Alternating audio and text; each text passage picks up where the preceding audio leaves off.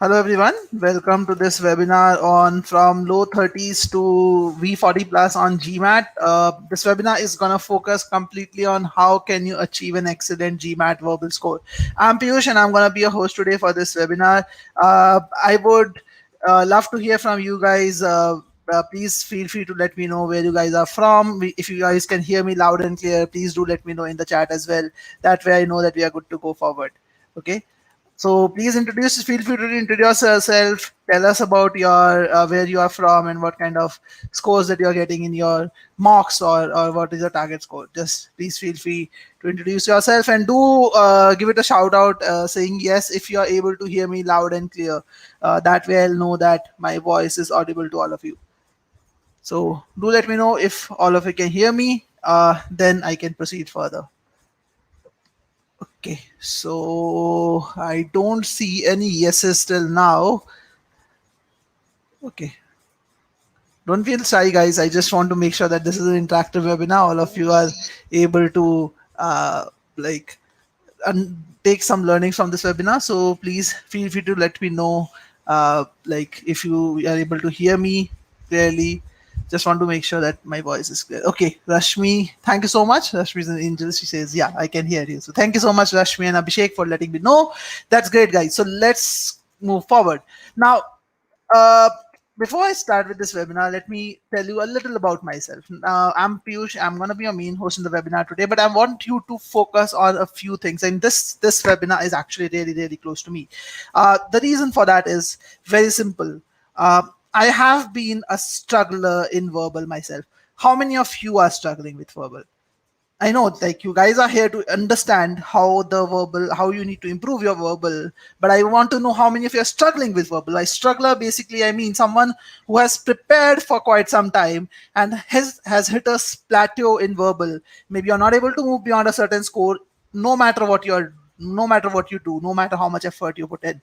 How many of you are strugglers in verbal? I would like to know about that. Please let me know because I was a big time struggler. I remember even after quite a bit of prep, when I actually set to take my first ever GMAT verbal test, I just scored a 13 percentile in it. Okay, Tribhuvan says I am a struggler. Okay, Sudeep says I am a struggler too. So Tribhuvan, Sudeep, I can definitely relate to you guys. After a lot of prep, I prepared for CAT, which is the Indian version of GMAT first. I prepared for CAT 6 months, like for 6 months full time, and a good amount of RC is common between CAT and GMAT, like a very similar. Like CAT RC, CAT G verbal is all about RCs. I prepared a lot for CAT. Then I prepared a bit for verbal, like GMAT as well. But even after that, I was struggling at a 13 percentile. Verbal was my nemesis. I used to call that all the time. Like when I prepared for CAT, I remember in quant, I got a 99.9 percentile in CAT. Okay, that is much more difficult than GMAT quant. Okay, I was that good in quant. I was pretty sure that if I take like in fact the very first mock that I took for GMAT quant, I actually got a quant 50 in that one. Okay, it was just shy of a 51. So I was that good in quant, but verbal was my nemesis. That is what I used to feel. In fact, I remember those days. It was very bad in every single test that I took. My scores always fluctuated between 25 to 70% in different tests, and I still remember that weird feeling, guys. Like, uh, when I used to complete the test, and the moment I'm clicking on the submit button, and the time between clicking on the submit button and the time and the time when the scores flash on the screen, I remember that was the time when I used to pray to God that please this time around give me a better accuracy, give me a better score. That was something which was there with me. I always used to pray towards the end of the test that okay, whatever has been done, but I was never ever confident. How, like, that was the feeling I used to have, and I'm pretty sure any one of you who is struggling, again, I saw only two responses, Tribhuvan and Sudeep, saying that okay, I struggle with verbal. But guys, I'm pretty sure that any one of you who is struggling will be able to relate to this, because that's what the situation was with me. I was never really sure how am I performing on verbal. That was the situation with me. But all this happened, but even after that I was able to improve my score to a verbal 41 with a 93 percentile in my first ever GMAT exam that I took. And my overall score was 740. Like, as I said, my quant was taken care of. Like, I was pretty good at it. I scored a quant 50, but for me, it was only about improving my verbal score. So Tribhuvan says in last 1 year, after a daily 1 hour study, I improved from verbal 24 to verbal 27. I can understand that, Tribhuvan. I can definitely understand that because I have tried and tested everything that you can think of. And I understand why that happens. And in fact, in this webinar, I'm going to talk about those lessons itself. So I'm going to talk about those learnings that helped me achieve this feat that you see over here. And in fact, when I took my first ever GMAT attempt, at that point of time, I was so confident about the answers. It pretty much feels like quant to me. Like in quant, for example, like when you mark an answer, you're never really worried about whether you got it right or like whether that was the right answer or something else was the right answer, because you're confident that okay, this is the right answer. That was exactly what was happening with me in verbal when I took the GMAT. Okay, before that, in my earlier era of my prep, when I scored that 13 percentile, and when I was struggling, I was never ever confident whether one answer is right. I was always confused between two wrong answer choices. So from there, I was able to come to a level where I was much more comfortable with verbal. So this webinar is going to be about my lessons, about my learnings. And after this, basically, I have been helping many students out. I have helped thousands and thousands of students improve their scores in the past 9 years. And I'm going to talk about all of that today. So some of the common concerns, again, I would like to hear from you guys. Like again, Prabhuvan, Abhishek, Sudeep, clearly at least 3 people here are definitely having issues with verbal. But I would like to hear from you guys that what are the common problems that you face. Again, I'm going to talk about some of the most common concerns from my understanding. Rashmi says I have scored a 35 and want to break the V40 barrier. Again, Rashmi, this webinar is going to be helpful for you as well, because we are talking about the key skills in this webinar today, which will help you get there. So what are the common concerns that people see? Again, one thing which I felt was I always get stuck with too close choices in the end. And if you're someone who are in the mid-30s range, this is probably happening with you in the hard questions, definitely. So it is important that we understand how can we get rid of this thing, that okay, how do I confirm with 100% surety, confirm that this answer choice is right, and we are not stuck with two close choices in the end, because that ends up consuming a lot of our time. The second thing, which again relates to the like first problem which I was talking about, is that people think that I can solve questions accurately if there's no time limit associated. But when it is timed, when it is given under 2 minutes to solve the question, I'm not able to do that. In fact, this is one common problem I hear from all the students, that okay, I'm able to solve questions without time, but what do I do if I have to solve it in 2 minutes? That's very important, guys. Understand it. It doesn't matter if you're able to solve the questions in more than 2 minutes, because that's what not GMAT is allowing you to do. So you have to learn the methods in order to get there. So you answer that question as well. How do you do it? Again, another concern which I hear from students is, okay, in my practice, I get 80% plus during my practice on the OG guides or on other types. But when I'm taking mock tests, that is when my score is not great. Okay. So this is something which, again, I'll talk about. Pujita has a very important point. Pujita says that, okay, in my last official mock, I scored a verbal 37, but after a day on my GMAT exam, I got a verbal 25. I'll also talk about that, Pujita. Very good point. I'll definitely cover that up, that why does your score fluctuate? I'll definitely answer that today. Again, this is one concern which some people raised. I also face this issue, that even after studying everything, I'm not able to break the V30 mark. I don't know how to improve my performance. And if you're struggling with unfamiliar genres such as social sciences, philosophy, and economics, that was something which was troubling me a lot. I'm going to answer that. So these are some of the most common concerns. If you have any of these concerns with you today, and one that Pujita mentioned, I'm going to answer all of you. So how this webinar is structured, quickly onto that. First thing that we'll do is we'll understand why are you stuck at this, because again, no problem can be solved without identifying the core problem. Because what happens is people get fixated with the symptoms of the problem. So if you remember the points that I showed you on the last slide, like all these points that you see are symptoms of a problem or a disease. And what is that problem? That we have to understand first. So we'll spend our effort on understanding the core problem. Once that is done, we'll understand and talk about the solution to overcome the score plateau. So as you are saying, some of you are saying that I've hit a score plateau, we'll talk about how to solve that. And then we will talk about mastering the solution, because see, knowing the solution is one thing. It is important that you master the solution also, so that you are consistently getting a good score. Okay, so we will then talk about mastering the solution, and then we will talk about a study strategy. So once you understand how to master the solution, we'll create a study strategy to improve to verbal 40 plus, and then I'm going to open it for an open-ended Q&A. All right, guys. So to understand the core problem, there's nothing better than solving a question. So let's solve a question right away, where we will actually see how, like, will help in understanding what is the core problem that people face in verbal, what is the biggest issue that you face. So in order to do that, I have an official question in front of you. I'm going to show that to you. It's a sentence correction question.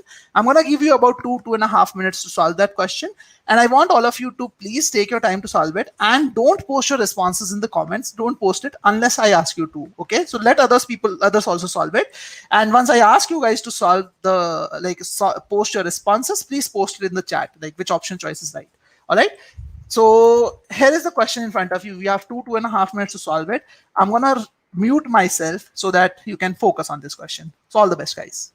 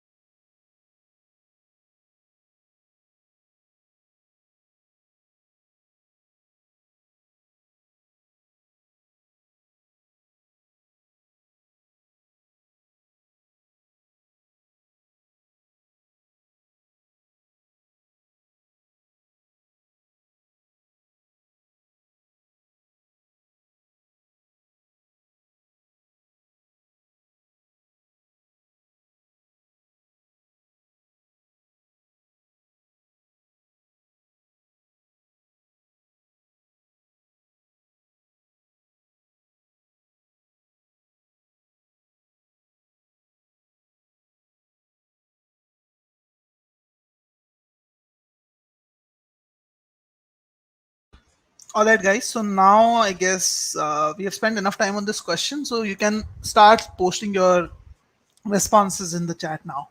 What do you think is the right answer, guys? You can start posting it on the chat here. I would like to see your responses now. Okay, this is an official GMAT question, as the heading says on the slide. So some of you would have understood that by now, I guess.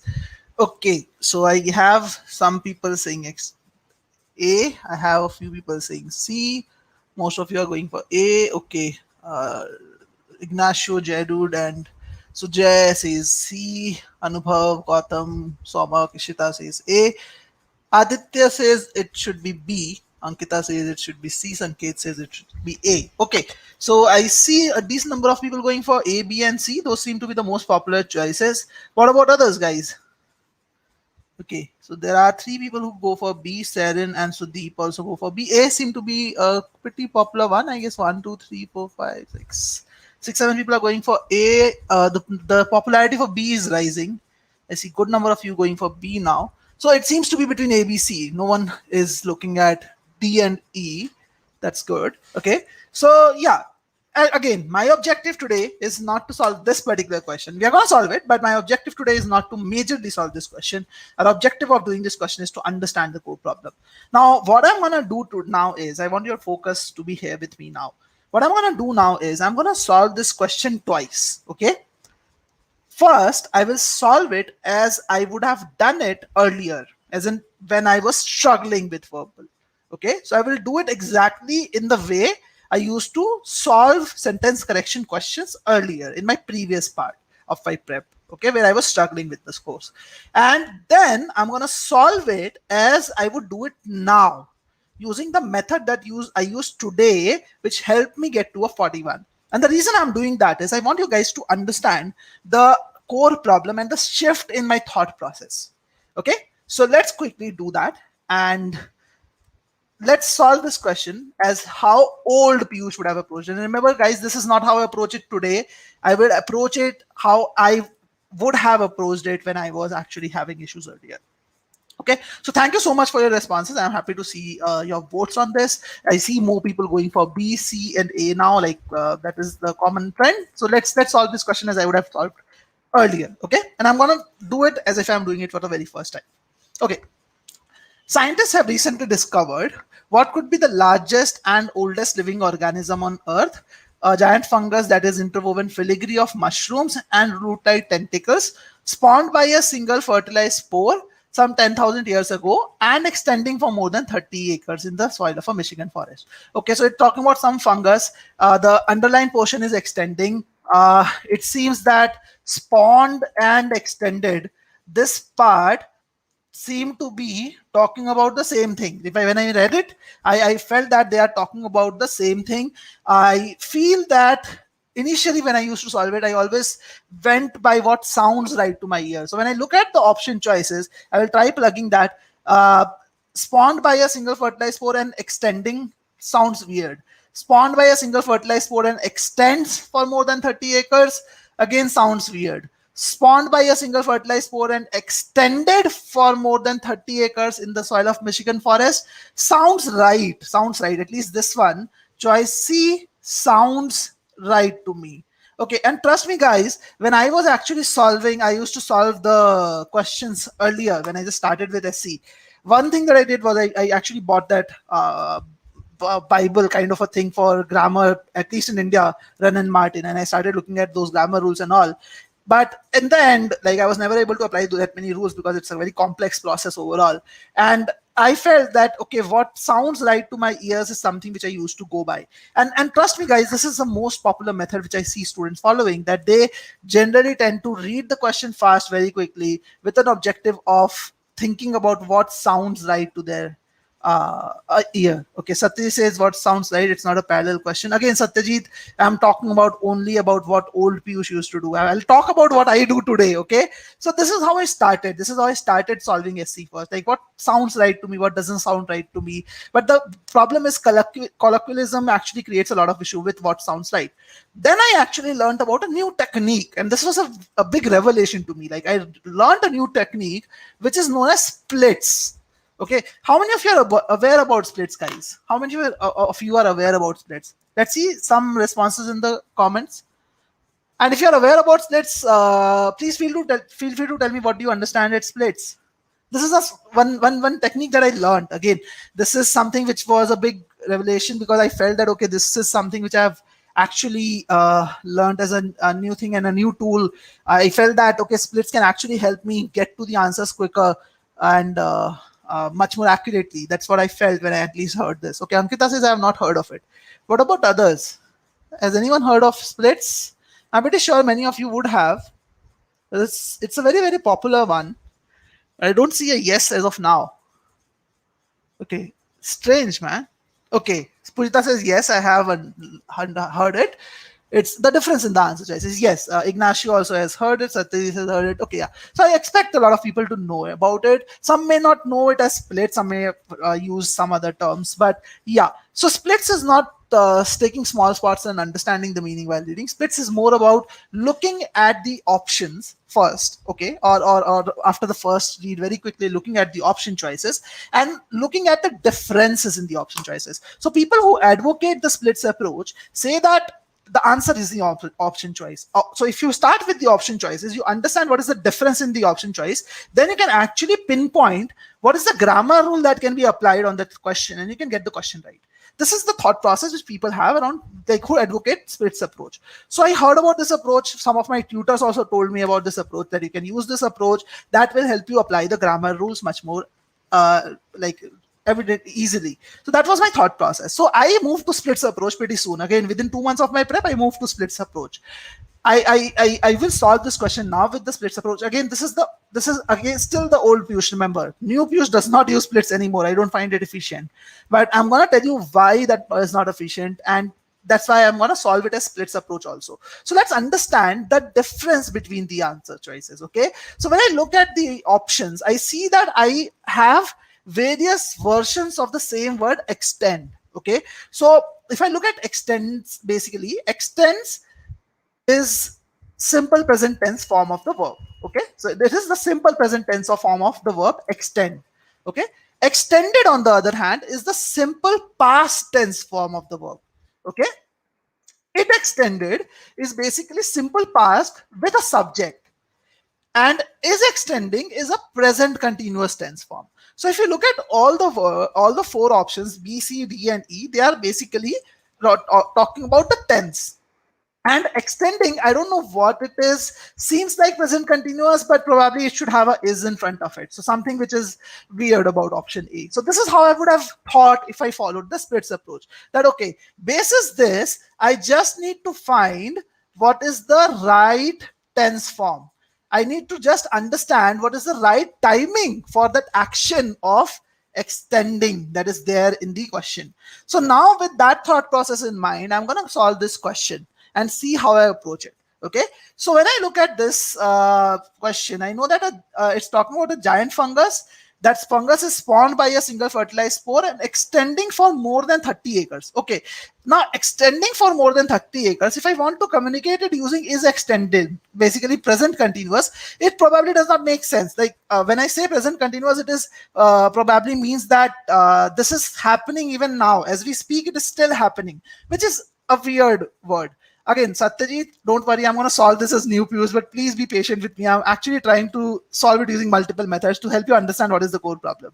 Okay, so is extending kind of makes it feel that, okay, this is still happening as we speak, but probably that's not what makes sense. Like I cannot say that every single second it is extending. It actually, if I look at it that way, it seems like it is a fact about a fungus. It is a property of the fungus or a fact about a fungus. So we generally use extends or simple present tense form to express facts. So in that regard, if I look at it, this basically should be the right answer. Okay, B should probably be the right answer. So as I said, if old Piyush would have solved it, he would have used this approach. Looked at the splits, identified probably what makes what is the grammar rule that is tested, and look at it from grammar perspective solely. So B could have been right, or if I went by my ear, C was making sense. So I would still be confused between B and C. Okay, that is something which is there in my mind. Like I would probably be confused between B and C.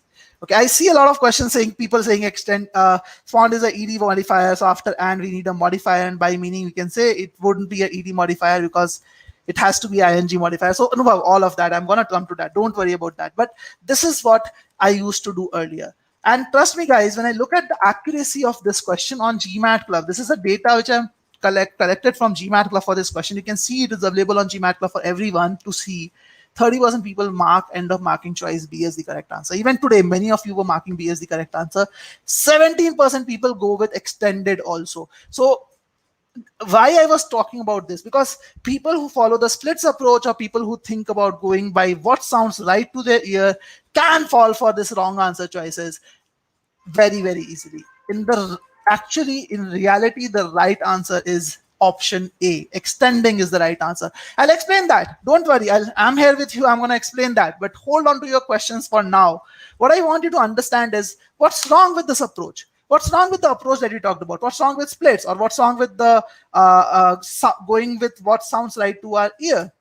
The core problem is that most of the methods that we focus on Okay, most of the methods that we follow in order to solve verbal questions focus on one core principle, that is to solve questions quickly. See, the point about verbal is that we do not really treat verbal like quant.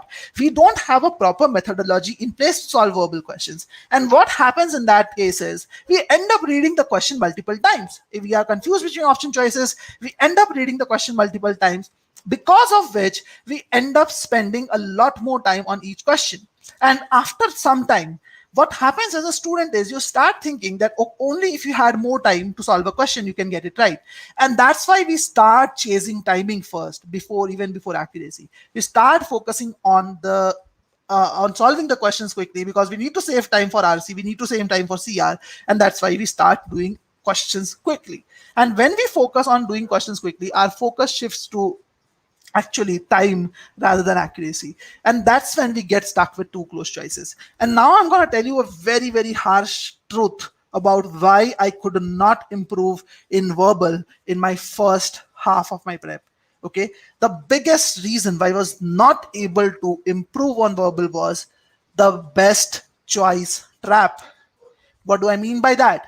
I always used to tell myself that in verbal, there could be two possible correct answers. There is one answer that I have to pick, which is the best answer. There is a possibility that two answer choices could be correct. I just have to pick the best one out of them. So that is one thought which I had in mind, that probably according to me, this is the best answer. According to some other people, that could be the best answer. I just have to pick the best answer according to the test takers, like the question creators mindset. And this was something which used to happen much more often with CR and RC, obviously. But this was my mindset, that it is possible in verbal to have two right answer choices. It's just that something is better than the other.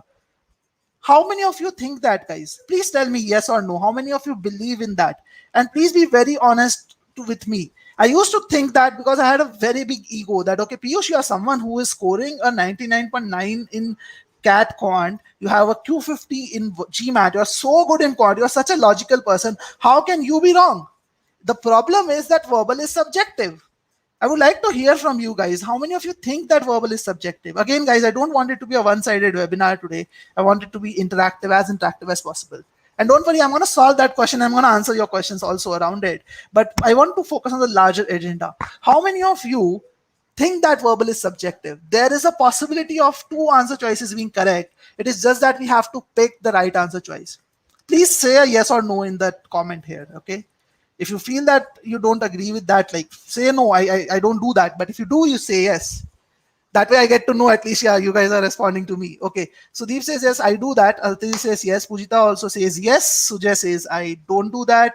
Anubhav says no, it is not subjective at all. Happy to hear that. Anubhav, Jayadud says no. Rahul says no. Ankita says no. So good number of you are saying no. That's great. But a good number if you're saying yes as well. I see a many students saying yes. Okay. So I had that ego in mind that the problem is not with me. Verbal is subjective. I had that problem with me, and that was the biggest problem. If I look back at my entire prep again, I have faced that issue, and now I have been able to improve my score. So if I look at those two things, I kind of think that okay, it is always I used to feel earlier that it's always the best choice which I have to pick, and that's why I cannot be 100% sure of the answers. But remember, there is always one right answer in GMAT, and there are always four wrong answers, and there is no gray area whatsoever. Pujita, there is possible in GMAT SC that there are two choices which are grammatically correct, but it is not that one of them conveys a meaning in a better way. Not like that. It is that only one of them conveys the meaning in the correct way and the intended way. Let me put it that way. You have to convey the intended meaning. There won't be two choices in GMAT ever communicating the intended meaning and both being grammatically correct and concise at the same time. Okay, that will never be the case. So in GMAT, there are always one right answer and four wrong answers, unless you accept this as a fact. Trust me, guys, you cannot improve your verbal score. So all of you who said yes to this, you need to change your thought process today itself. In quant, we do it in a very, very organized manner. We follow a process, we follow a method. That's why in quant, you never get stuck with two close choices. But in verbal, you get stuck with two close choices because of the approach that you follow. So, Tribhuvan, if you feel verbal is subjective, I can understand that. I also used to feel that way. But if you follow the right methods, if you learn the right methods, that will change that thought process, basically. That will actually make verbal objective for you. And you have to accept that first, that verbal can be objective or is objective. Because unless you accept that as a challenge or take that as a challenge, you'll never be able to ace it. Remember, whenever you are falling with two close choices, you are making not one mistake, you are making two mistakes. You are accepting something that is wrong. You're accepting something that is wrong, but at the same time, you are also missing out on something that is right. So there are two mistakes that you are making. So GMAT is giving you two chances to improve that. Okay. So the core problem over here is the methods that we follow. Is this best choice trap? It is not following the right method. That is the core problem. Okay. Yes, Satyaji says that it's a struggle to gauge intended meaning and difference between literally. So I agree that it is difficult to gauge the intended meaning, but if you follow a step-by-step approach, it should not be that big of a problem. So I'm gonna solve this question now, like I solve it today. Okay, like I fall like the using the approach uh, today overall. Okay, so what I do now, that is the same method which I will be following to solve the same question which I solved earlier. Okay, so today I use a logical approach for solving sentence correction, and any of you who wants to improve sentence correction or even critical reasoning or RC has to focus on the intended meaning, understanding why something is written, understanding and focusing on each and every part of the sentence. Okay, and trust me guys, it doesn't take more time. What is the biggest problem that people like the biggest mistake that people do when focusing on the meaning is they accept that okay, they just have to think about the meaning and it is okay to read the sentence twice or thrice or even the passages twice or thrice. That's not what it means. Meaning based approach says that you will understand the meaning as you read in the very first go. You have to develop that as a habit, and it is not that time consuming. It will get you to the answer. So I'm going to solve this question using the meaning based approach now in front of you. So let's solve it without any further ado. So scientists have recently discovered, okay, so this sentence is talking about some recent discovery of the scientists. Let's understand that. What is the discovery about? What could be the largest and oldest living organism on earth? So what is the discovery about? It is a discovery of the largest and oldest living organism. I have bolded that as well for you. So this is what I have to focus on. So this sentence is talking about a discovery which is about the largest and oldest living organism on earth. Now this entire sentence is complete in itself. It tells us a complete thought. But I do see a comma, so probably there's something coming next which is connected to this. Let's understand what it is there. A giant fungus. Okay, a giant fungus. I read a giant fungus. I kind of feel that, okay, the previous part of the sentence talked about an organism, a living organism. A fungus is an organism, clearly. So maybe this is the same organism that we're talking about. So maybe there's more information to follow. A giant fungus, that is an interwoven filigree of mushroom and root-like tentacles. Okay, so that is basically talking about this fungus. So this is a modifier. Now this is a flexible modifier construction. I can see that in GMAT, there is this flexible modifier which is used. Flexible modifier is nothing but a noun entity followed by a modifier which is modifying that entity. Okay, and these modifiers can actually modify any part of the previous sentence, and they can be connected with a comma with the main sentence. Okay, so I don't have a problem with this grammatical structure. This giant fungus is actually connecting to this organism just like a flexible modifier does. Flexible modifier can modify any entity in the previous sentence or the entire sentence.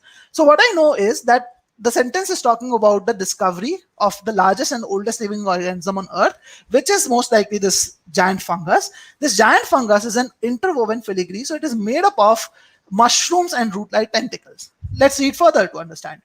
Spawned by a single fertilized spore some 10,000 years ago. Okay, so what I need to understand is what is basically spawned by a single fertilized spore. What is spawned by a single fertilized spore? it should be the fungus. Why? Because I'm talking about spawned by a single fertilized spore and 10,000 years ago. Try and relate this back to the part of oldest. We are talking about the oldest living organism and the largest living organism.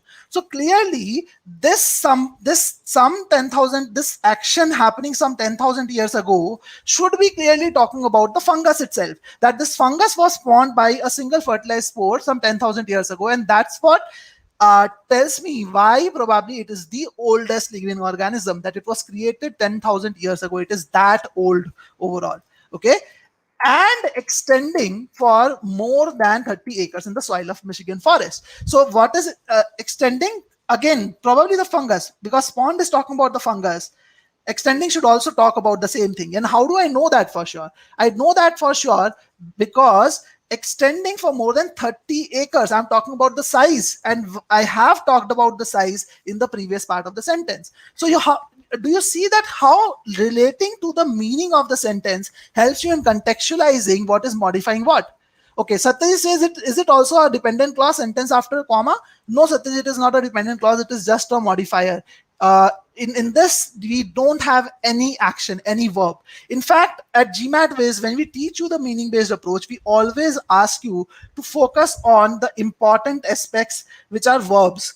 Sometimes words which look like verbs may not be acting as verb. For example, many people, in fact, probably Satyajit, you also face that. Let me know if that was the case. Most people think that spawned is acting as a verb. But spawned in this case is not acting as a verb, it is a modifier. How do I know that? You need to test whether the fungus is doing the action of spawning. Ask yourself, is the fungus doing the action of spawning? Clearly not. That is not the case. If the fungus was doing the action of spawning, I cannot say that. The fungus does not spawn itself. It clearly says that fungus spawned by a single fertilized spore. So in this case, if I want to use spawned as a verb form, if I want to use spawned as a word form, I have to use fungus was spawned by. Then was spawned will be a verb form. Now, since the was is not present, the spawned is basically acting as a modifier. It is a ed modifier. Remember, this is a modifier. Now, since spawned is not a verb, it is a modifier. Then, and we have extending, which is parallel. We have extending, which is parallel with spawned. Extending, the word extending should also be a modifier. It should not be a verb. So, Deep, yes, it is a parallel statement. Spawned by a single fertilized spore and extending for more than 30 acres are talking about the same entity, which is the giant fungus. Okay. So, since spawned is not a verb, extending should also not be a verb. It should also be a modifier. Now, let's look at the option choices that we have quickly. Okay. So, we are looking at a modifier that modifies the giant fungus. Clearly, extending is a modifier. It seems right to me. What about extends? Extends is the verb form. Extends is a simple present tense form. So extends is incorrect. I can say that for right away that extends is incorrect. Extended is also a verb form, because if I say a giant fungus extended, then giant extended becomes the subject of this verb extend. Giant fungus becomes the subject of this verb extended. Okay, so extended is also a verb form. It extended, again, a subject with a verb form doesn't make sense. Is extending doesn't make sense either, because this is another verb form. So the only possible correct answer for me is extending, which actually modifies the giant fungus. It is an ing verbal modifier which can modify a noun entity very easily. Okay, see how easy it became if I actually focused on understanding the intended meaning. Now you guys might think that, okay, Piyush didn't take extra time. Not really, guys. I have to explain it to you. That's why I took a little more time. But if I do it right now in my usual way, the meaning-based approach, I can solve any sentence correction question. On an average, my time for sentence correction is 1 minute, 15 to 20 seconds. Okay, so on the actual GMAT, I'm not showing you ESR right now, but if you want, I can show that to you. 1 minute, 15 seconds is the time on SC that I took, and I had a 94 percentile in sentence correction, and I only follow the meaning-based approach. Okay, so it is possible to get there, but on day one, it is not possible to get there. You have to initially put a little bit of effort to focus on understanding the meaning. And when you focus on understanding the meaning, initially it will take you time, but with time, your approach will timing will improve. And it is not just applicable for SC, it is even very important for CR and RC. That's why I talk about this part. Okay, so Prakhar is saying, can you explain why spawned is not a verb? So Prakhar, think about, again, my objective is not to solve this question only. Our objective is to help you improve your verbal scores. I'm just gonna quickly take it up, but I'm not gonna entertain a lot of queries about this. Okay, so again, spawned is not a verb, because if it was a verb, it should be fungus was spawned by. See, I'll tell you one thing to do. In GMAT Wiz, we have this test of ed verbals. So if you see a ed verb form, a verb form which is ending with ed, which is the case over here, spawned, as in the past form of a verb, there are two tests to know whether it is a verb or not. Test one is check if there is a aiding or helping verb. Okay, if there is a helping verb, it is definitely a verb. Over here, spawned does not have a helping verb before it. So in that case, if it is not having any helping verb, we cannot be sure whether it is a modifier or a verb, then you go for test 2. In test 2, you will ask yourself that is the word fungus doing the action of spawning? Is that the doer of the action? Clearly, the doer of the action is not fungus. So in this case, from test 2, I know that spawned is a modifier. Okay, again, I'm not explaining it in depth, but this has to do with active and passive voice, all of that, but I'm not going to get into the grammar part of it. Okay, so Pujita has one more question. I'm taking this one for quickly, and then we'll move to the main part. What is the difference between the three modifiers modifying fungus? I know the modifiers preceded by the modifiers are similar, but the modifier preceded by that is different from the other two. Yeah, so basically one of them is a relative pronoun modifier. The other ones are directly modifying the fungus. Again, it has to do a little with the sentence structure. One of them is a dependent like clause. The other ones are phrases. But again, I don't want to get into all of that. Okay. So basically, extending is not acting as a verb. It should be a modifier, and that's why extending is the correct answer. Okay. So what I wanted you to tell is that the core problem is the approach. The solution is you need to focus on the right application. You need to understand how to solve questions in verbal using a methodical approach. You should not be solving questions randomly. You should not be focusing on shortcuts like splits or just going by your ear. There has to be a proper method to it. You have to take the subjectivity out of verbal, make it objective by focusing on the logic part. And trust me, guys, if you understand, if you are good at quant, it is highly likely that you are a logical person. And it is also highly likely that you are a methodical person. It's just that you are not applying that same methodical and logical frame of mind to verbal. You're thinking that verbal is a different piece. Trust me, guys, this is the single most important advice that I can give you in the webinar today. You have to make verbal methodical. What do I mean by method? Let's take a simple example. How do you solve for these two equations? If I give you two equations in X and Y, and if I ask you to solve for these two variables using these two equations, how do you solve it? Think about it and tell me, how do you solve it? I want you to think about it, not just tell you right away. Just think about it. How will you go about solving these two variables?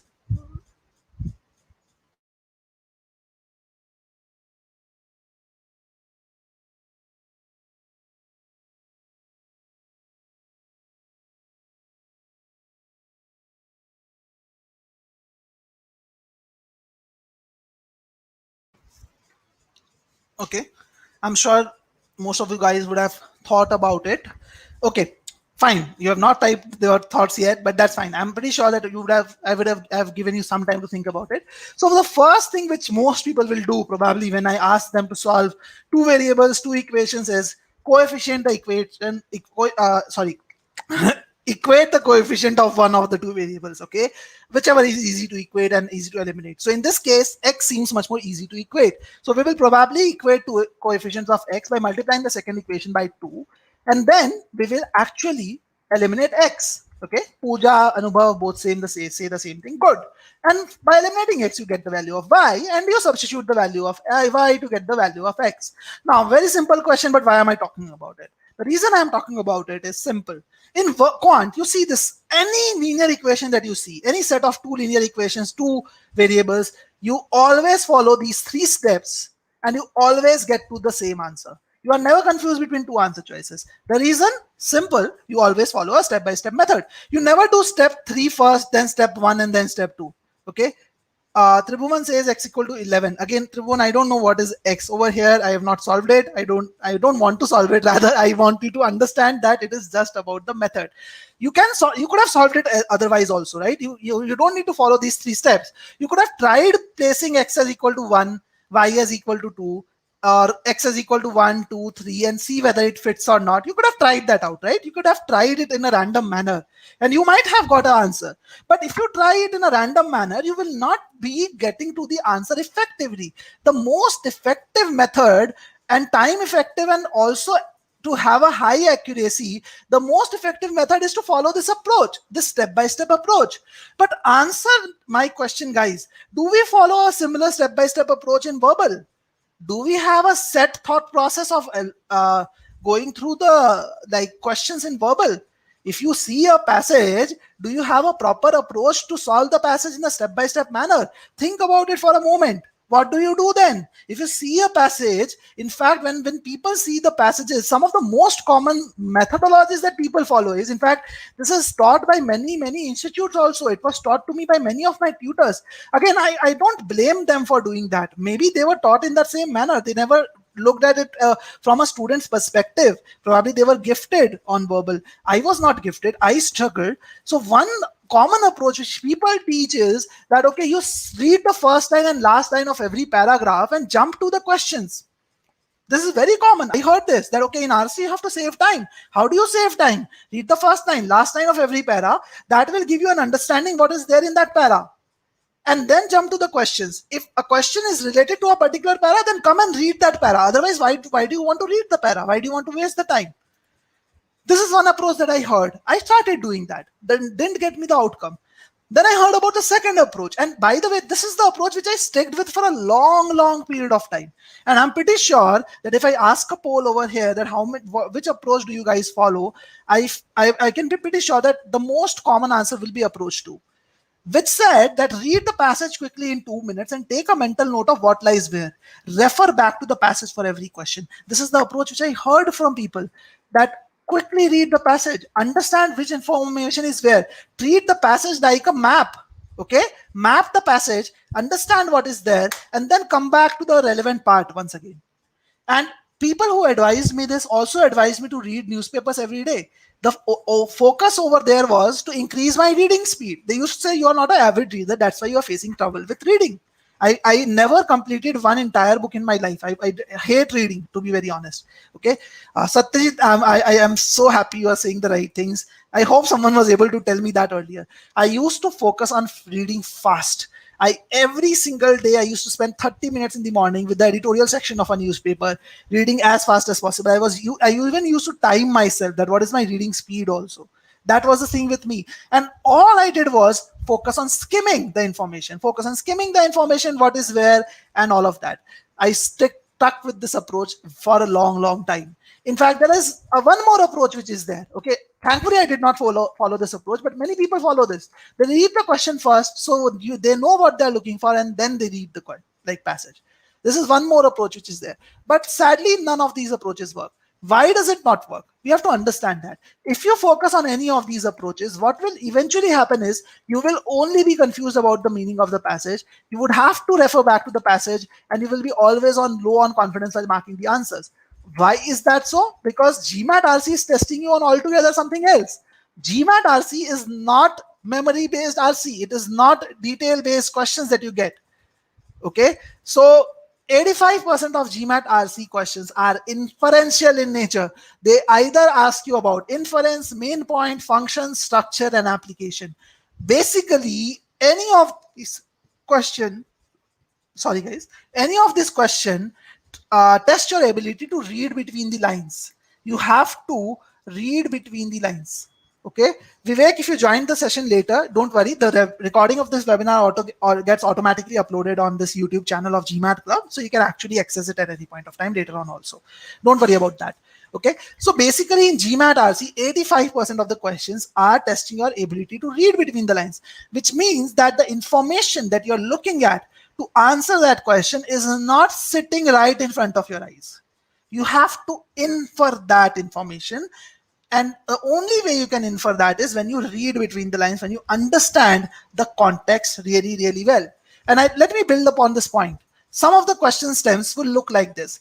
Which of the following is the author, focus on the first, author most likely to agree with? It is not talking about what is written directly. What is the function of the word Renaissance in the first para? It is talking about the function. Why is it mentioned? Focus on that. Why? Which of the following is against the author's opinion? You have to understand what is the author's opinion or not. Okay. So in fact, the biggest part about the trickiest part about GMAT RC is that 700 level questions will test you on global inference, not local inference. So if you just focus on skimming through the passage, just I was doing, then you will only know what lies where, and you will come back to the passage for that particular question. But if you're coming back to the passage for a particular question to a particular part, it is most likely that you're looking at only that piece of information at that moment. And GMAT is so tricky. GMAT is so clever. People in GMAT is so clever that they will actually give you an option which talks about something which is there in that local part of the passage, but is not right. But since it is there related to that local part, which you people are likely to read again, you will probably think that is the right answer. But in 700 level questions, mostly you have global inferences in question, which actually relate to multiple parts of the passage, and you will get stuck over there. Okay. Shubham says, how does one read between the lines when he hasn't read the lines? Exactly my point, Shubham. So if you don't read the passages right, if you follow any of those approaches, it will not work for you.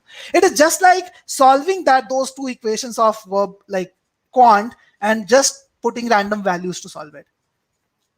Okay, so Vivek, completely agree with you, and that's what I'm trying to communicate over here, that in GMAT RC, you have to follow a step-by-step methodical approach, and you have to think like the author. And how do you think like the author? You have to follow a step-by-step approach for that. You need to break sentences into smaller chunks so that you understand the meaning of each and every part. Now, this is something which I see many people doing. They don't break the sentences. If they see a passage which is complex, the language is convoluted, even if they are not understanding anything, they will continue reading forward. How many of you do that? If you don't understand anything in RC, like if you have a passage on humanities or a complex reading passage, if you don't understand something, how many of you continue reading forward because you have to read it in a certain amount of time? How many of you do that? Let me see quick yeses or nos in the chat here. I want to see this. Like, I want to just see whether you guys do that or not. How many of you do that? Quick yes, no, guys. If you don't do it, say no. If you do it, say yes. Okay, Vivek says, frankly, I do that. Anubhav says, I don't do it. Okay, good, Anubhav. So happy to know that. What about others? There's two people responding. Maggie says, yes. Itza says, yes, I do. Out of 4 passages, 1, yes. Satyajit says, okay, understood, Satyajit. 3 you are not doing, that's good. Shubham says, yes. Pushita says, yes. Tumpa says, yes. Akash says, no. Okay, so more of you are saying, yes, I do. Tribhuvan also says that. So more and more yeses are coming in. So see, guys, this is a very common problem. Don't do that. Don't do that. And it is very important. Now, if it is taking you time to comprehend the passage, it is fine. But if it is taking you a lot of time, then there might be other issues also. So you need to break the sentences into small chunks to derive its meaning. Trust me, guys, when I was taking my GMAT attempt, I spent 4 to 5 minutes on reading one particular passage, just reading the passage, understanding the passage. I spent 5 minutes on that, 4.5 to 5 minutes approximately. Okay, I've done that on the GMAT actual test without marking a question, just in understanding the passage. But the good thing was, when I do that, when I understand the passage, when I break it into small chunks, for every subsequent sentence, I continue relating back to the previous sentence. I kind of understand the flow of information, which basically helps me in understanding what is the author is trying to tell us. And in order to do that, transition words and conjunctions help you a lot. With this, what happens is you are able to summarize the entire paragraph and passage in very, very simple words.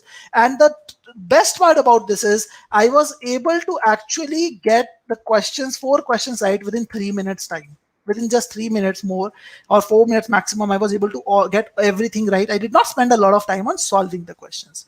So it is very important that you focus on contextualizing, understanding, because the answer is not in the option choices. People think that the answer is in the option choices. The answer is in the passage. You have to understand the passage. Okay, so Vivek, you say, I think I might land some direct questions and save time, or you believe that happens. But Vivek, direct questions, which are detail-based questions, are only 15% of total questions that you get on GMAT RC, and it is much more important for 700 level questions. Okay, so Satyajit, level of difficulty varies in a passage also. There is possibility of, for example, in my actual GMAT, there was a RC passage with two easy, medium, and two medium or hard questions. Okay, I have a question, is what Jen says. How can we mark things of a certain para on the screen? Will, since GMAT will be on the screen unlike a passage. See, again, you don't have to mark things in GMAT. In fact, I'm not a very big fan of note taking either when you read. I'm more a fan of understanding what is the purpose. So for every para, I just write 3-4 words in my notebook, not more than that. Focus more on the intent part. Note taking will actually waste a lot of your time. In fact, very recently, I was talking to one of my students. This guy scored a 740 very recently on GMAT. I think last Sunday itself, he got a 740 on GMAT. And when I was discussing with him that what changed in his approach, and he has taken GMAT earlier also, but this time around he was able to score a 740. I asked him what was the difference. The one difference that he talked about was when I focused on reading why is it written, and rather not on what is written, I was able to stop taking notes. I was able to take mental notes, understand the passage better, and that helped me solve the questions much better. And that's why his RC score was good. Okay. So see, again, Anubhav, in a RC, the questions are not generally adaptive. If you get a passage, that's already predetermined which questions you are going to get. So don't worry about that part. So what I'm saying is it is important for you to understand it well. If you understand it well, you don't need to take notes. You don't need to memorize what is there. You need to focus on why is it there. Now, what do people do when they think that, okay, they the problem with a lot of students is that, in fact, that is why what I also did was that when we get hard questions right, we start thinking that, okay, why do we get hard questions right? The most common reason why people give to themselves is that since it is a hard question, it requires extra time, and I can solve it probably if I have extra time, enough time to solve it. That is one thing which people start thinking.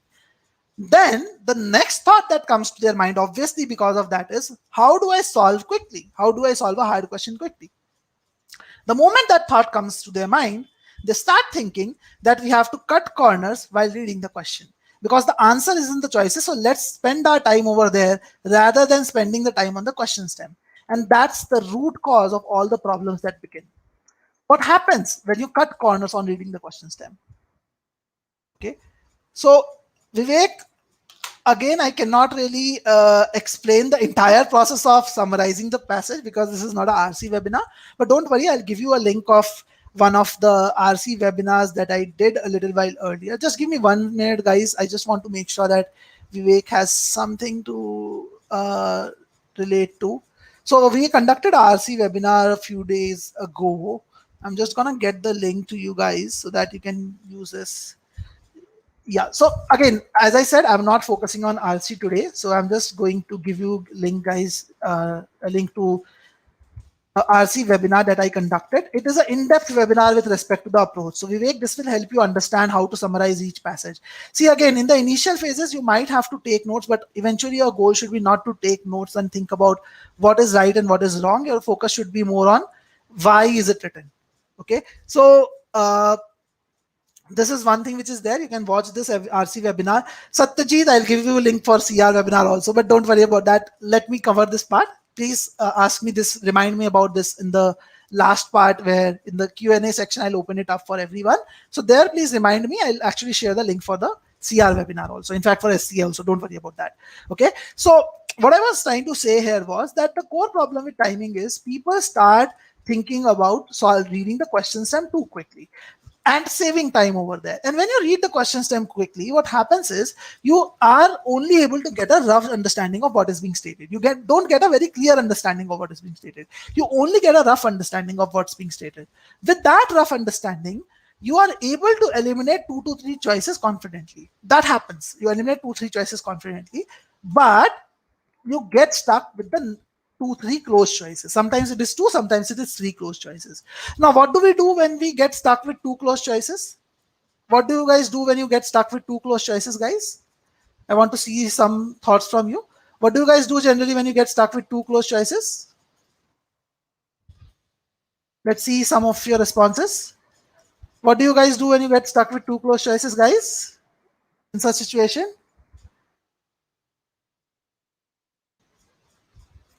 Okay, I don't see a response yet. Okay. Ankita says I go back to the passage. Okay. Fair point, Ankita. What about others? What do you do if you get stuck with two close choices? Refer back to the passage. Okay. Refer back to the question. Guess and move on with what Abhishek says. Yes. Yes. That is very common also, Abhishek. Good point. What about others? Analyze again. If it is above 2 minutes, Jai Mata Di is what Anubhav says. I can relate to what you're trying to say, Anubhav. Happens with me also. Like, if it is above 2 minutes, it's like, yeah, a lot of time has already been spent. So let's probably move forward and do it. Yes. So that's the most common thing which people do. So when they get stuck with two, three close choices, they reread the question or choices multiple times.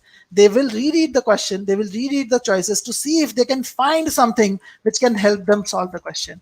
Okay. Now the worst part is when you reread, sometimes you get it, sometimes you don't. And if you actually end up spending extra time because of the timing pressure, you mark something as time is running out. Okay. Manish says, I waste time thinking about the best option. Yes, most of us do that. And we mark something as time runs out. And in the end, you're not even confident with why you are marking that as an answer. Okay. And you have spent good amount of time already on the question also. Okay. Now, if I look at the timing, what is the time aspect of the entire story? In reading the question stem quickly, you are able to read the question stem in 20-30 seconds. If it is not a RC passage, if it is SC and CR, again, I'm talking about that first, and then we'll talk about RC also. So 20-30 seconds, you can read the entire question. In 20-30 seconds, you are able to even eliminate 2-3 choices. So till now, you are saving time. Okay. But when you get stuck with 2-3 close choices, you spend 20-30 seconds over there understanding what is difference. And then you will actually move to the question again. You will reread the question, you will reread the choices, and that will take 1 to 1.5 minutes of your time very, very easily. Very easily, that will take 1 to 1.5 minutes of your time. And if you look at the entire time taken, your entire time taken on one question can go up to 2 to 3.5 minutes just because of this. Tell me if this happens to you really. Like, please tell yes, say yes if this happens to you on in reality.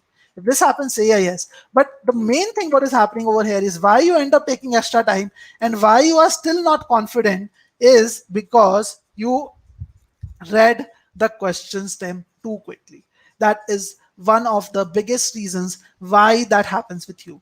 If you read the question stem too quickly, you will always end up in such a situation. Ankita and Pujita says, yes, this happens with me. In fact, this is the exact thing which happens to 90% of the people who are struggling in verbal. Trust me, guys, this is the biggest issue.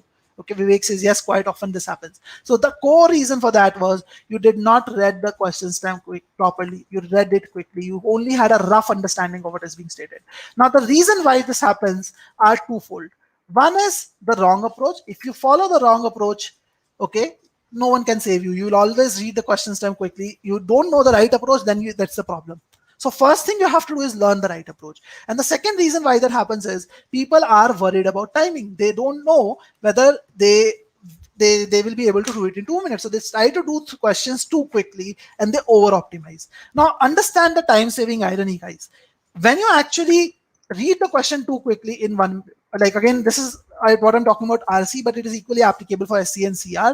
When you read the question stem too quickly, in RC you would spend 2 to 3 minutes on reading it the first time around.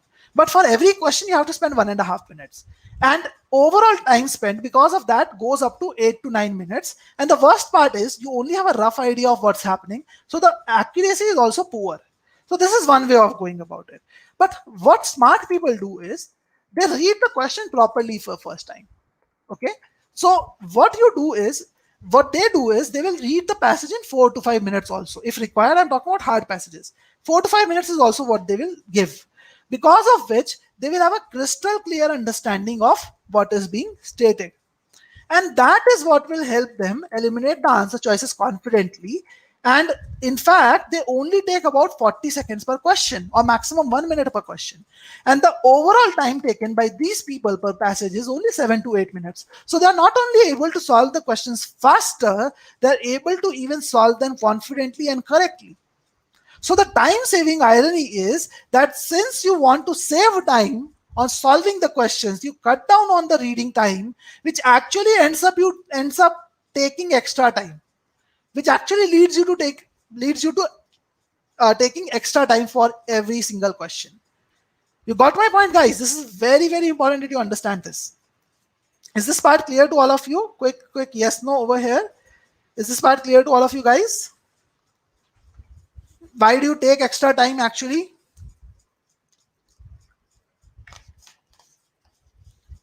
Remember, timing is never a problem. Timing is always a symptom. The root cause is that you read things faster.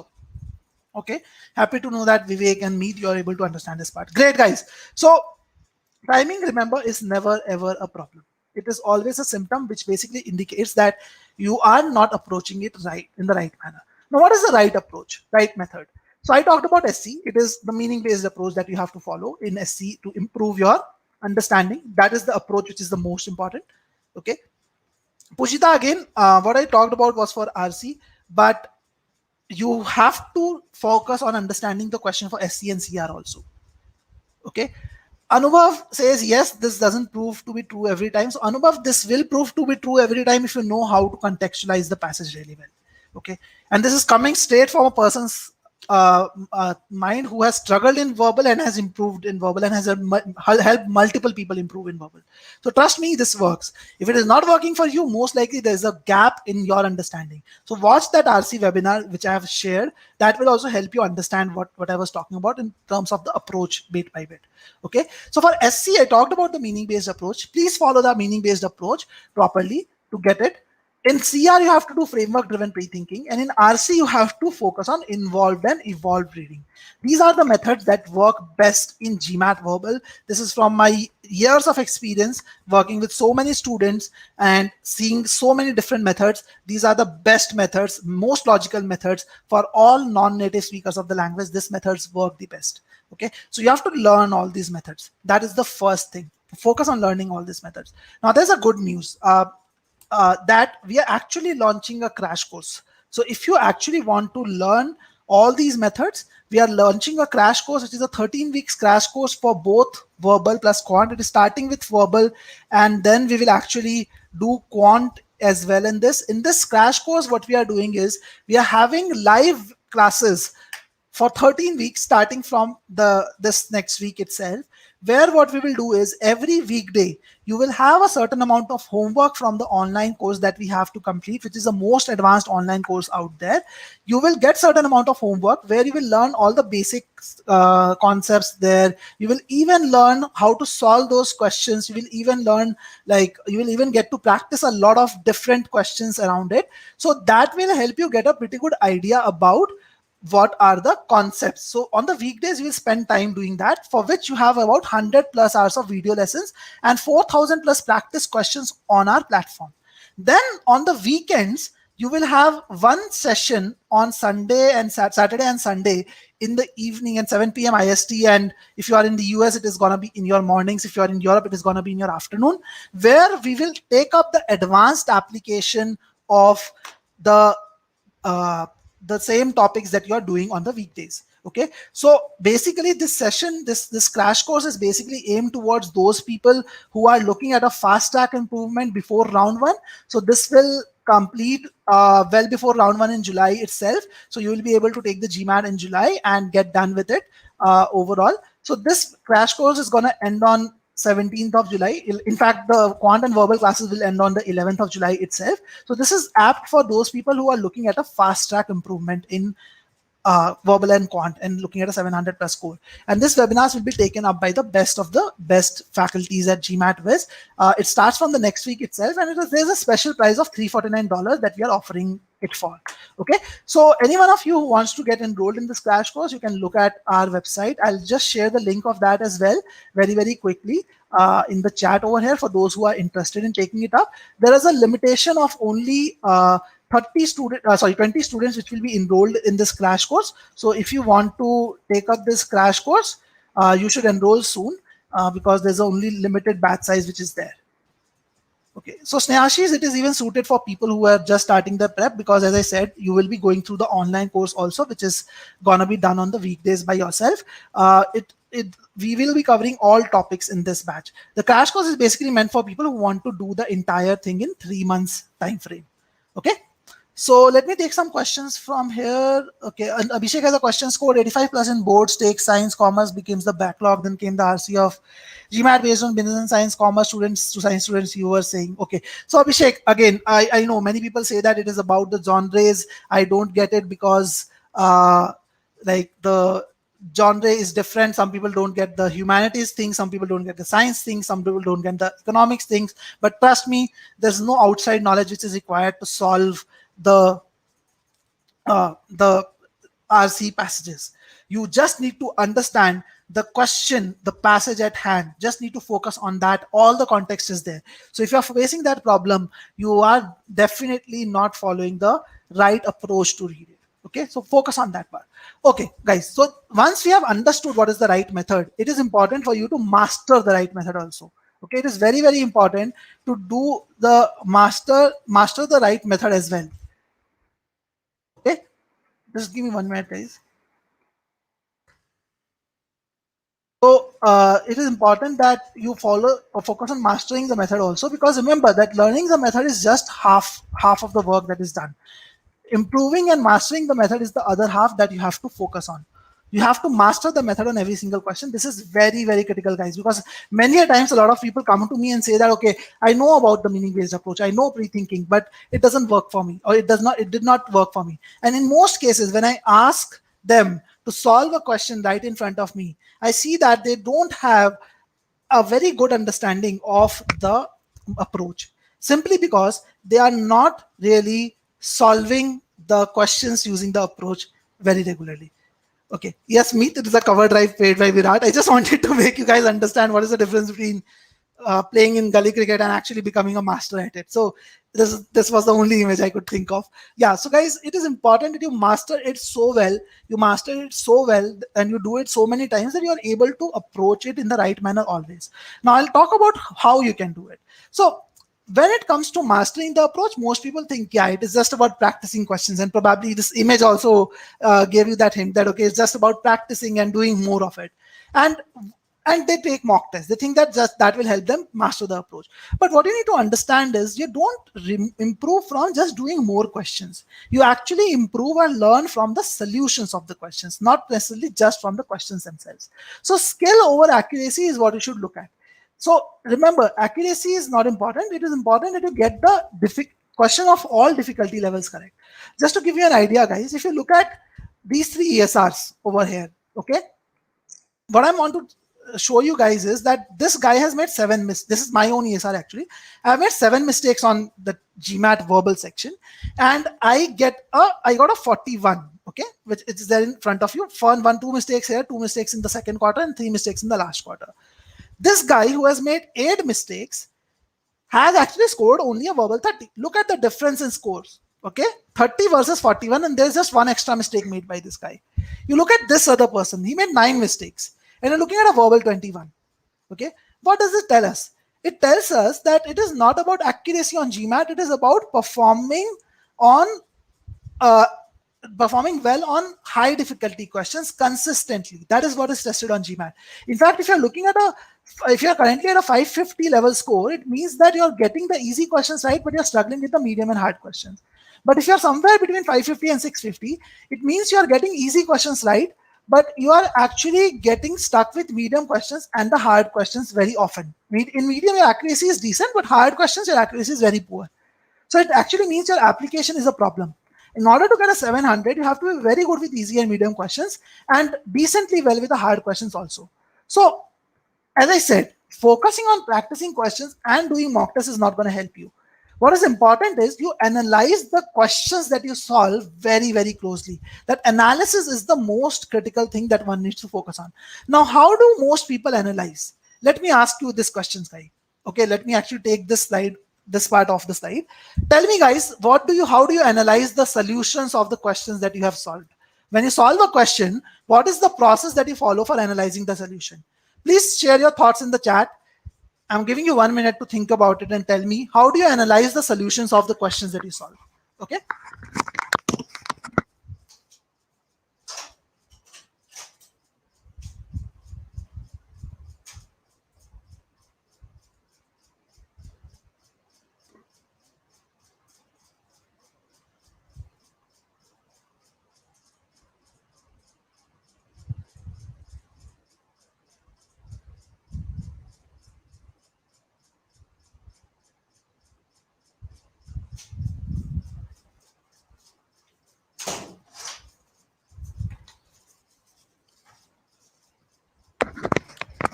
Okay, so I have some responses. Jaydude says I maintain an error log.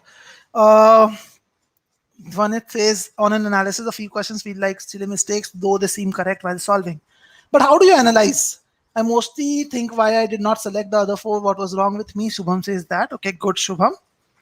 Abhishek said, what went wrong? What I missed? Was there any other way to approach the same solution? Okay, glad to see those responses. I don't see other people responding. There are about 39 people who are watching this now, but I don't see other responses. But anyway, I'll tell you what most people do. And I also used to do it quite long. That they generally review the question solutions only when they get a question wrong. They do not review the solutions when they get a question right. That's a big mistake which a lot of people do. Another thing when they do is when they're reviewing the questions, they only spend time on option analysis.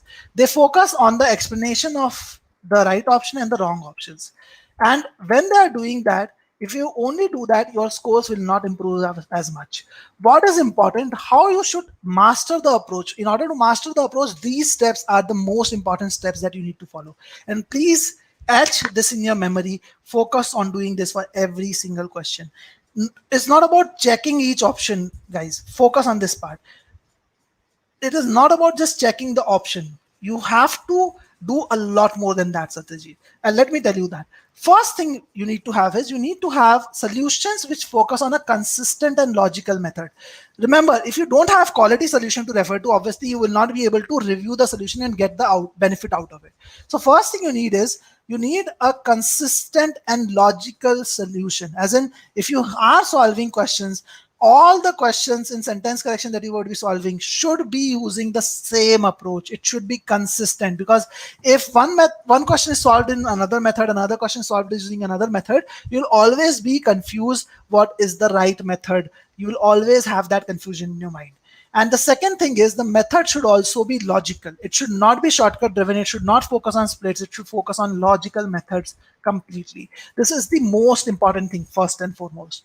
Then you have to verify each question irrespective of whether you get it right or wrong. Doesn't matter. Even if you get it right, you have to verify each question. You might think it may take you extra time, but trust me, the time will be worth it for sure. So make sure that you're verifying each question irrespective of whether you get it right.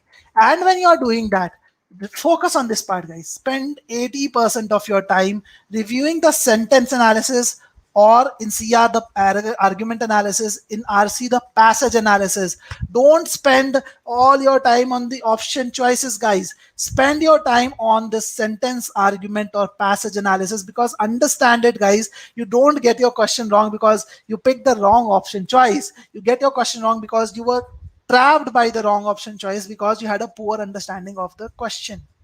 Yes, it will take extra time, Rajat, but trust me, there is no shortcut to success. No doubt about that. So it will take you extra time, but this will be much more worth than actually investing that same time on doing more questions. What people do is, if they have 4 hours, they will try to do more and more questions in that. I'm not asking you to devote more than 4 hours. Okay, or even if you're doing 1 hour a day, don't devote more than 1 hour. But instead of doing tons of questions in that, do half the number of questions or 1/3 the number of questions, but focus on analysis of the solution, because that's where you're going to learn from. GMAT is not a test of memory. Gone are those days in your childhood when you used to get those 10-year question bank and you used to solve all those questions, and one of those questions will come on the boards and you will get a high score.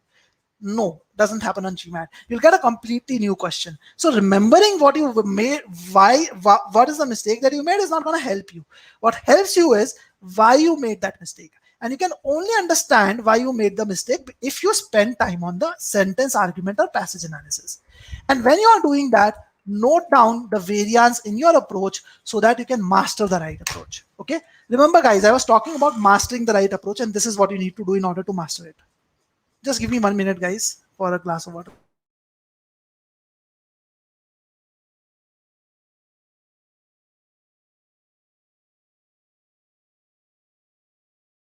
So sorry for the interruption. I'm not feeling the best of my health today. So yeah. Anyway, so always note down the variances between your approach versus the right approach, because that will help you understand the differences and that will help you master the approach. Remember, guys. And just one example in front of you. So for example, I want you to tell you how to analyze the solutions. And in order to do that, I have one question in front of you. Again, I'm not going to solve it. I just want to show you the solution of this question and how do you analyze the solution of this question.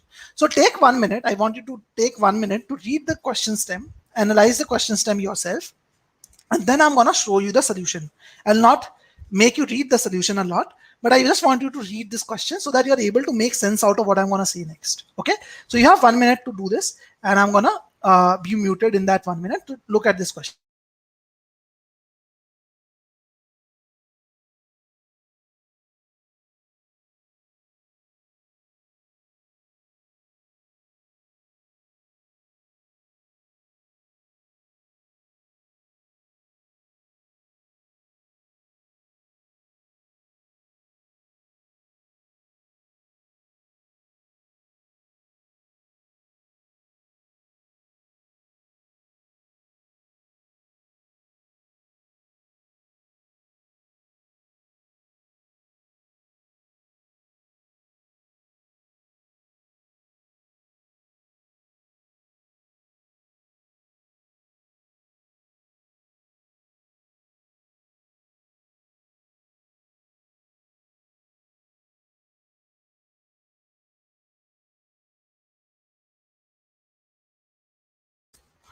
Okay, guys, so I guess you would have read the question by now. So let's move to the solution. Okay, so this is the solution which is there for this particular question.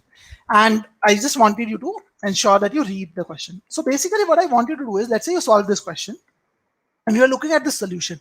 So how should you review the solution? The method you should follow is that, okay, when I read the first line that starts from these are arguments till cultivation, when I first read the first line, did I actually come to this inference that total area of cultivated land, currently cultivated land, is equal to total area of unexplored land? This is the inference that you should have drawn the moment, like after you read the first line and before you jump to the second line. Okay. Again, Abhishek and me, I didn't want you to solve the question. As I said, I just wanted you to read the argument. I'm not going to solve the question either. Okay. So this is how you relate. Then you will say that, okay, when I read the second line of the argument, did I come to this inference that there is a lot more cultivable land on earth than the current estimates indicate? What I'm trying to say here is that you need to match your line of reasoning with the solutions line by line. Because when you are following the right approach, this is how you should be reading and contextualizing. If you are not doing that, that means you are not going on the right track. Understand it, guys. This is a scientific method for improving your scores. As I said, there is no shortcut that will help you improve your score. This is a very the main objective of this session. I want you to understand how you can improve your score. And if you follow the scientific method every day, instead of just randomly solving questions from all different sources and just solving more and more and getting stuck at the same score, this is a much better approach that you should follow. First, learn how to follow what is the right approach, and then this is how you master the approach. Check the solutions like this. Then ask yourself that when I read the next line, when I read this part, did I come to the inference that either the population will go at a faster pace or the consumption will increase at a faster pace, or both? So you have to match your line of reasoning like this. If you are doing this when you're reviewing the solutions, trust me, you will learn the approach much faster. And this is something which has happened with multiples of our students who have improved. In fact, let me tell about this guy, Akshat. He improved from a 650 to 730 in 24 days. And when I was asking what he did different in this 24 days, I'm going to just share the thoughts that he shared with us about what changed in this 24 days. He said that I improved my understanding of the methodologies. For example, he focused a lot on the framework-driven pre-thinking in critical reasoning. This is something which is there taught in GMAT Viz. He was a GMAT Viz student. So he focused on framework-driven pre-thinking in CR. And he reviewed the solutions in depth. This is exact statement that he said. I reviewed the solutions in depth for even the correct answer choices. And what he used to did was, he used to identify patterns in incorrect answers. So he said that when he was doing the questions, before even reviewing the answer choices, he used to note down in his notebook while doing the question why option A is wrong, B is wrong, C is wrong, and so on. Okay, so this is something which we provide in GMAT Viz. We categorize each error in distortion, out of scope, irrelevant, opposite, like that. So we have this tags which we tell you how to understand and all. So these are things that we tell you. So he used to identify patterns in incorrect choices, and when he was reviewing the solutions, after reading the question stem analysis, he used to focus on the answer choice elimination also, to see whether how he categorized it matches with the categorization that is provided by us. Okay, and that is something which is there in the GMAT course also. So the solutions helped him do that. Then he focused on revisiting weak areas to improve his understanding, and he also maintained his calm and composure during the test. So if you're looking at how Akshat achieved it, if you want to check his success story in depth, you can check it out later on. Like, I'm just sharing the link over here. You can copy and paste this link, save it somewhere. You can check out his success story later on, how he achieved this amazing feat in just 24 days. You can see his thought processes. But what I wanted to focus on is that right approach holds the key. And not just Akshat.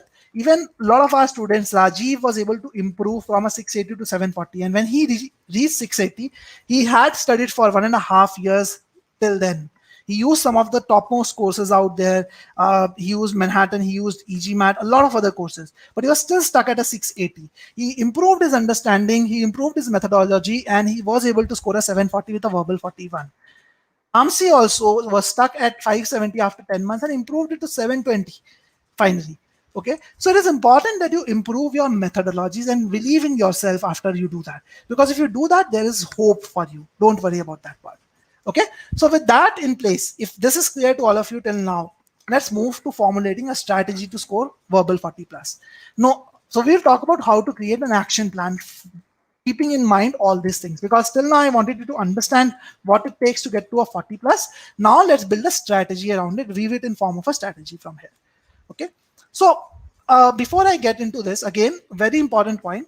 If you are someone who is already scoring a 670 or more in the mock test, okay, if you're already scoring a 670 or more, the things are a lot more complex in your case. So obviously in this case, there are multiple factors which are supposed to be considered.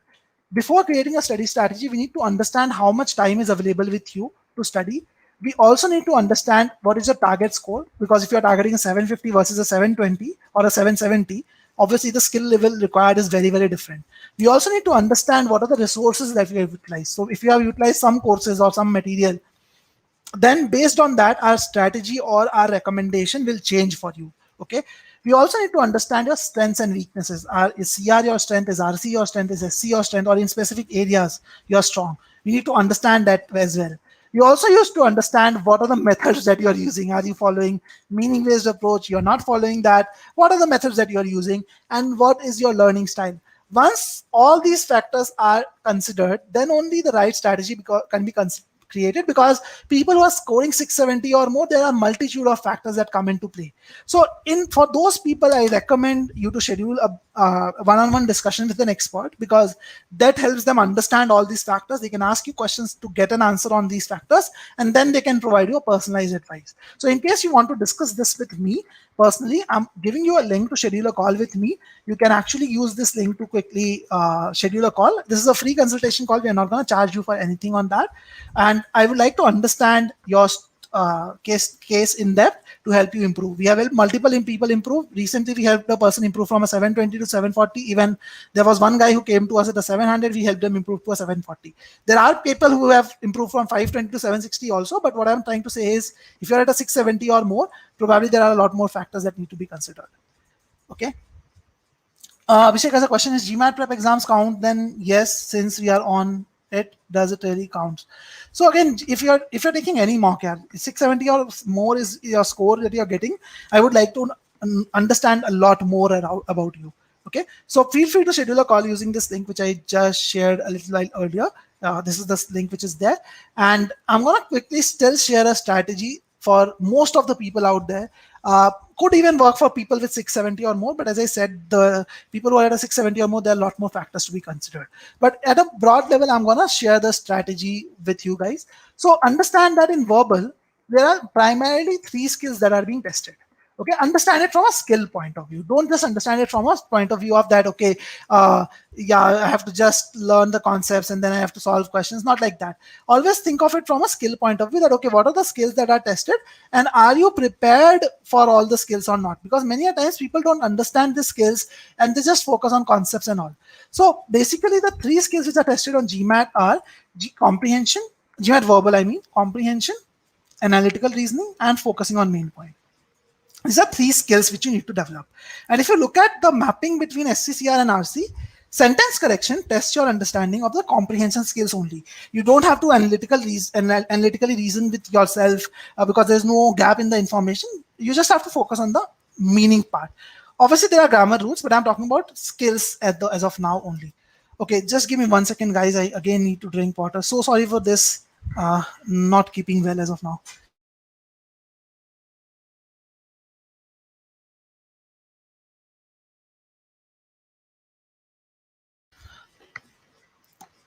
Okay, guys. So yeah, so SC tests you only on comprehension skills.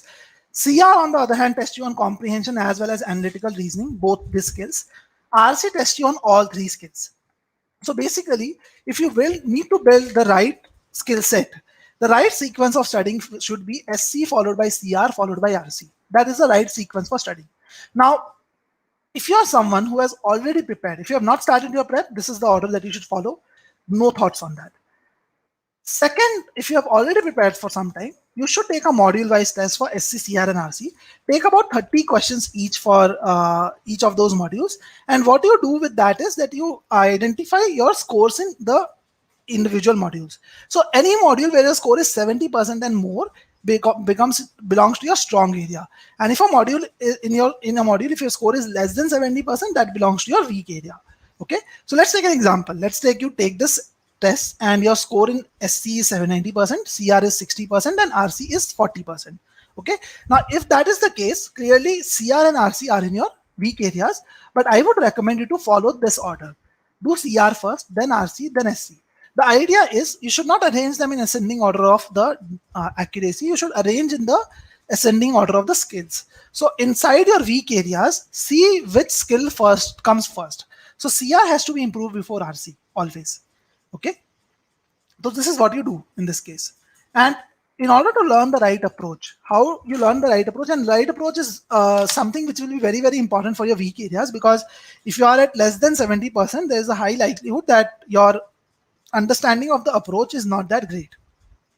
Okay, so in order to improve the understanding of the approach, you first need to understand the method, learn the method well. So I talked about the method today a little, but if you want to understand more in depth, you can look at some of our other webinars. I'll be sharing one of the links with you in a little while, or you can even join the crash course to understand the methods, learn the methods. Then what you have to do is you have to solve 15 questions one at a time. Just do one question at a time. Don't do more than one question at a time. Just one at a time, and review the explanations properly for each of the question. Avoid deviations from the method, and do it exactly how I showed it to you earlier. Like, review the solutions in the same manner. Try to avoid any deviations from the method at all. Okay. Now, a challenge that many people face is that how do I get such methodical solutions? Most resources don't focus on providing methodical solutions. Even if they give good quality questions, they don't give a methodical solution. Even in official guides also, you don't have a very methodical solution to go to.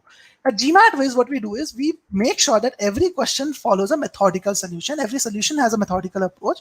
And we have spent twice the time on writing the solutions than we spend on creating the question, which helps us to actually get a very detailed solution out. So if you're looking at proper methodical solutions to develop a right method for verbal, GMAT Wiz is one thing that you can check out. Okay. Now, what we recommend is that for every topic that you learn in verbal, there are 3 steps of learning that you should follow. Don't just learn concept and then practice questions. This is one big mistake that a lot of people do, that they will just learn the concepts and then they will just focus on practicing questions around it. What you should do is, when you're learning the concepts, after that, you should learn the application. Okay, how do I apply these concepts in a methodical step-by-step manner in order to get to the answers? Okay, and that's why in GMAT Ways, every single topic that is taught to you is taught in these 3 steps. We first teach you the concepts using video lessons. Then we teach you the application of those concepts using concept booster lessons. These are focused on the application of the concepts. And in the end, we give you quizzes to help you improve on these methods. Okay, so ensure that you are doing that for every topic. And once you have learned the right method, what you need to do is you have to master the approach and then take 4 to 5 sectional tests to fine tune. Okay, so this is how you basically improve your strategy for verbal. So feel free to let me know if you have any questions now. Uh, that is where I end the main part of the webinar. So if you have any questions now, you can feel free to let me know now. I'm happy to help you guys. I remember some of you were asking for CR webinars also, so I will dig that out in the meantime and share that with you. In the meantime, you can ask any questions that you have. You can also reach out to me on piyush@gmatviz.com. This is my personal email ID, which I have shared with you over here. Um, you can check this out, and I'm also available on this number. You can WhatsApp me also. Okay. So in the meantime, I'm gonna share the webinar recordings. So this is the link to the webinar recordings that we have conducted on our YouTube channel. This will actually give you access to CR, RCSC, different webinars. Even the webinars for Quant are also there in this. So you can check out this webinar's recording. What was the end of that passage? Which passage are you talking about, Abhishek? Sorry, I did not get that part.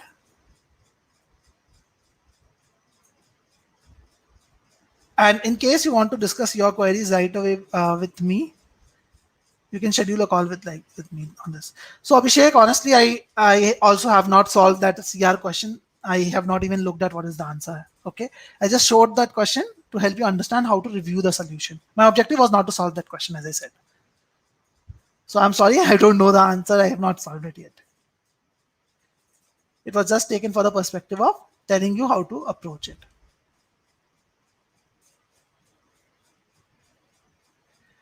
Okay. Any other questions, guys? You have? Anyone else has any questions? I hope you found this webinar helpful.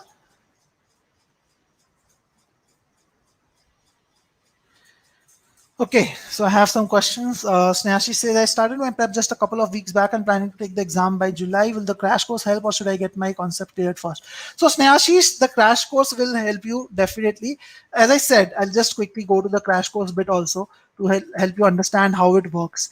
In simple terms, how the crash course works is that every weekday you are asked to go through a certain homework which is focused on conceptual learning. So imagine it this way, that on the weekdays you will have the access to our entire online platform. So on the weekdays you will be doing concept learning as well as doing questions on it. Okay, this will be done from our online course, which will help you cover all the things from that. Okay, and then on the weekends you will attend webinars on the same topics. Okay, on the same topic you will have webinars, 2 webinars basically, and there we will do the advanced application. So you will be able to solve questions along with top faculties over there. There what will happen is we'll give you the question to solve first, and then we will solve the question in front of you. That way you will understand whether how you are approaching it was right or not.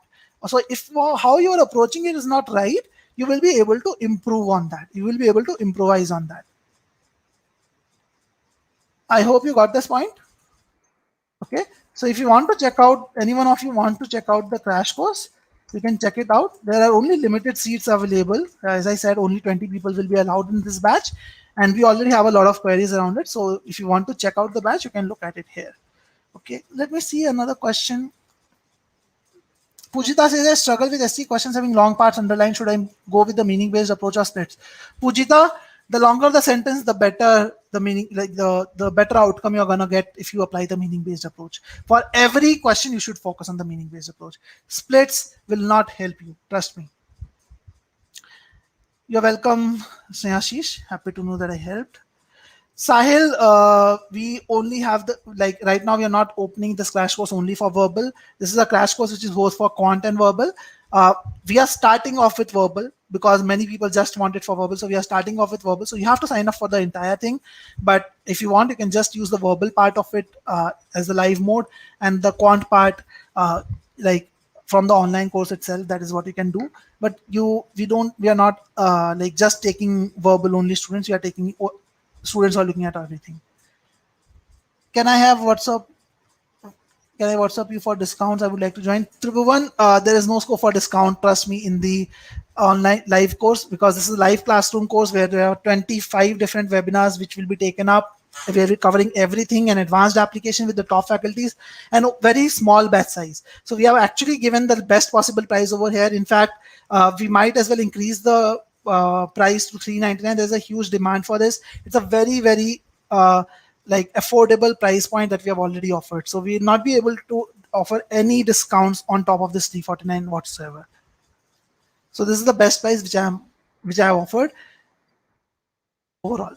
So yes, let's move to where we were. So again, I'm gonna share my contact details. Anyone who wants to connect with me on WhatsApp later on or email me can actually get to me with this details. Okay.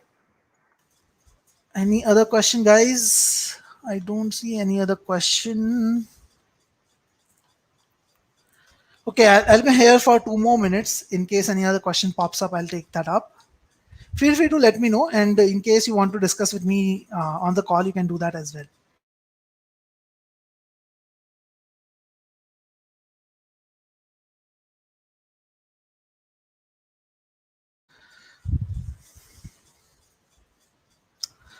Okay, so I don't see any other question. All right, guys. So if you found this webinar helpful, please do give us a thumbs up so that it reaches more and more people, and more people are able to benefit from it. I would really be glad to see your comments on how you found the webinar. It would be great to hear about that as well. Rajat, we have our verbal only online course. There is an online course which is the crash course. We are not doing only for verbal. We have three offers, three offerings basically. We have a online course which is self-paced. You can do it on your own pace. We have a live classroom course, which is this crash course which I was talking about, and we have private tutoring also. Okay, so in private tutoring and online course, we have an option only for verbal. So we have options only for verbal in our online course. I'm just sharing the link for our online plans. In private tutoring also, we have option for only verbal private tutoring. But in crash course, we are only taking people who are looking at complete prep as of now. We are not running any verbal specific crash course as of now. I hope that answers your question.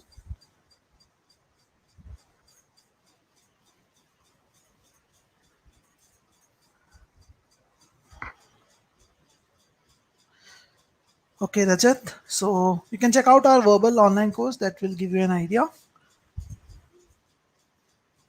Okay, guys, so I don't see any other questions at all from on any of you. So feel free to reach out to me later on if you have any queries. It was really great interacting with you. I hope you guys were able to get some benefit out of the webinar today. I tried my best to actually talk about all the things which I did wrong and how I improved from my experiences. I hope that was helpful. And so sorry for the interruptions in between. As I said, I was not feeling in the best of my health today. I tried that. I still have the maximum energy possible in the webinar, but I guess you benefited from it. So all the best, guys. So yeah, Rajat, we also provide consulting. If you mean by consulting, admission consulting, we also provide consulting services. So you can reach out to us to ask about that in details. Okay, guys. So thank you very much. All the best for your GMAT prep. I hope you get the maximum score possible that you have dreamed of and get into your target B school. All the best, guys. Thank you.